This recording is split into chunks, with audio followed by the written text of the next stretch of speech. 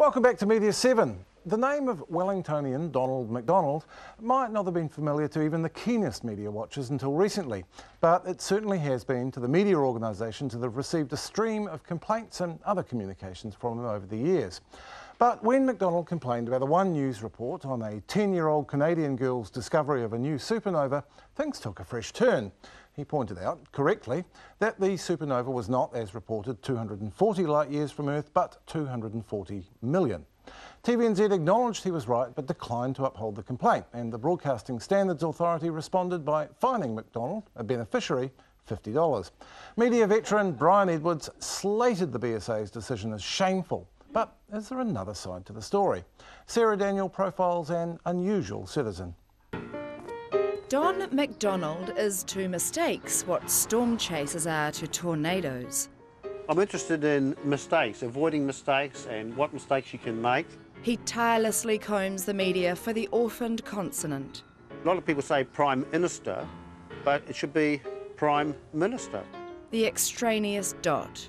My God and their full stop God.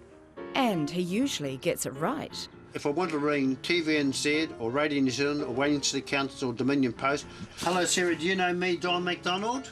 Yep. There has been a few mistakes sometimes on the Colmar Brunton pole, eh? Okay, thanks, Donald. Bye-bye. Bye. But such dedication comes at a price. Don McDonald has been fined by the Broadcasting Standards Authority for being too trivial in spotting a mistake in this TV1 news item. The Canadian Astronomical Society says Catherine's supernova was in a galaxy 240 light years from Earth. Networks and newspaper editors are tired of being bitch-slapped by Don, but they're frankly getting off lightly. Once, they would have been horsewhipped for screwing up. Back in 1806, burlesque dancer Lydia Thompson horsewhipped Chicago Times owner Wilbur Story for casting nasturtiums on her virtue. And here's editor Charles Thornton getting a sound thrashing in 1910.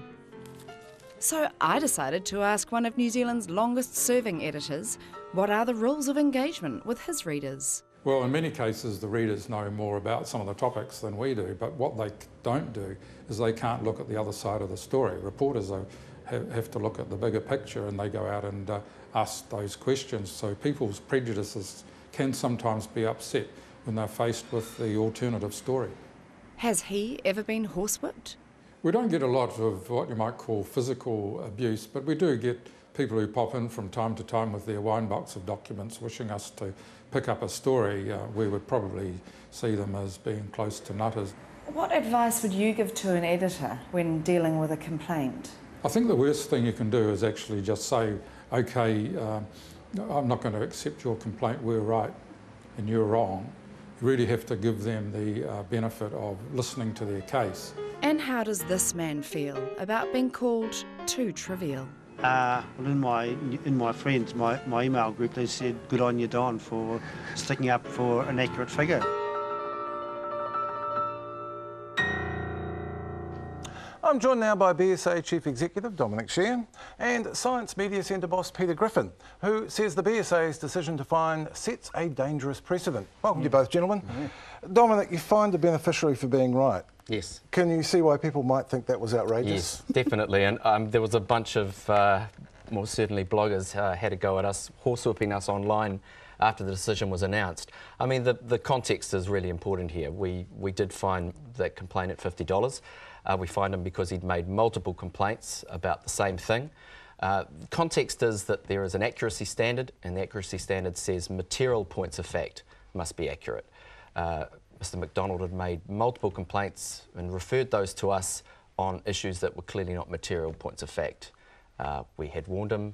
Why did you decide to do it? Because we checked with TVNZ and that they said that they advised against a fine. Why did you not Yes, they advised against the advice? fine. We had submissions on whether he should be fined or not. It's these things aren't done lightly, obviously. Yeah, the bottom line, Mr. McDonald had wasted the BSA's time one too many times. And Peter Griffin, I suspect you're going to disagree with the characterisation of that error as not material. Completely. You know, in journalism they say, you know, facts are sacred, comment is free. That's what was drilled into me at journalism school. Getting the facts right is the basic principle. Looking at Don's complaint, I don't know Don, but I think that it breached accuracy standards. It was misleading. Both the BSA standards it breached and TVNZ's own internal standards, editorial standards. I think it's crazy that it actually even went to the BSA. If TVNZ was honourable about this, it should have owned up to it. It should have corrected it. It should have published it. So in its broadcast, it should have said that it got it wrong, and it should have thanked Don McDonald for pointing out its error, because otherwise it would have sat up there on the website and people would have seen it was wrong. But do you really think it is good policy to devote the precious news bulletin time to minor corrections every night? No, I don't, unless they're really big ones. And I think that's really the problem with the system at the moment, is you can expect TVNZ and TV3 to every night start doing a series of corrections, because they'd be there all night if they did it, you know. But what you could expect which them is to do, a little sad in itself. But it is a bit sad, but that's the reality. But what they can do is what I was subjected to when I was a journalist on the Herald. If I got it wrong, I ended up in the corrections and clarifications column. So why don't the broadcasters have that online and tag the story? Don't pull it off the website and pretend it never happened. Tag the story that there's been an error made and inform people what the real story is. But, I mean, there is a context to this. Mr McDonald makes complaints about once every 2 weeks to TVNZ alone, and that's leaving aside all the other media organisations. And they are hard to decipher. Perhaps we could actually look at a sample one. Okay. Can we do that? And this is really pretty hard to read. Form complete one with basically what he was. I had to check. He was complaining that the ISO bars on the weather map on the news had been altered to provide subliminal advertising for the new Shrek. Yeah. And to be fair, that didn't meet the standard of a BSA complaint, but he's not the easiest complainant to deal with. No, but I don't think he's vexatious. He's a stickler for accuracy. And a lot of scientists have called me in the last 2 weeks, more than any other story except the Ken Ring one, where Ken Ring was getting a free ride with his earthquake predictions. And I've called us up and said, it's outrageous that this guy is sticking up for us when there's so much pseudoscience in the media. He was right here. This should be seen in isolation. Who cares about what he did in the past? He was 100% right. And the message it sends to viewers who only have recourse to the BSA, really, is why would you bother complaining about factual errors? And I think that's really sad. And in fact, I know the scientist who paid his fine and felt exactly the same way. And I mean, the BSA agreed that this was inaccurate. The TVNZ agreed it was inaccurate. The thing is that it's sort of choosing your method. And, you know, the BSA process involves this, well, we're a rather small organisation, but it's a rather heavy tool. And it costs thousands. Every complaint that we deal with costs thousands of dollars. Which rather suggests that the problem is the system. Does every minor factual correction have to become part of a statutory process that I think uses up, you know, certainly here it costs the them BSA totally agrees with you. 1.5 staff jobs every year just dealing with this stuff. Our Act says that the full board must deal with all complaints. If we had a system where we could vet complaints, but that's, you know, that's up for government. Unfortunately, we deal the hand we've got. Surely the broadcasters and you could discuss this, though, because it seems it needs their initiative. Yeah, it has been discussed. I mean, the codes have been discussed.